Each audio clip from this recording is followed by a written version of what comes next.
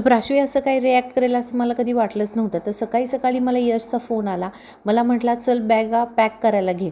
तर मी विचारलं कुठं जायचं, तर नाही म्हटला एक सरप्राईज आहे. तर मग मी पण पटकन बॅगा पॅक केल्या आणि आम्ही निघालो एका छोट्याशा वॅकेशनवरती. तर वॅकेशनला गेल्यानंतर आम्ही गेलो एका रिसॉर्टवरती. ते खूप सुंदर होतं रिसॉर्ट. जाताना इतके सुंदर नजारे दिसत होते, जिकडे तिकडे द्राक्षाची बाग आणि हिरवळच हिरवळ. कारण की मी राहते सांगलीमध्ये, सांगली मिरज कुपवाड, आणि इथे खूप सुंदर असं मस्त सगळीकडे हिरवळ आहे.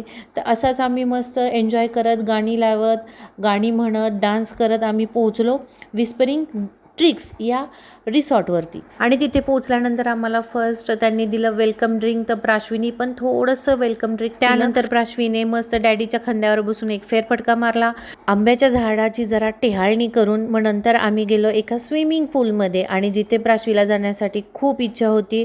राहिलेला व्हिडिओ आपण नेक्स्ट पार्टमध्ये बघूयात. तोपर्यंत बाय.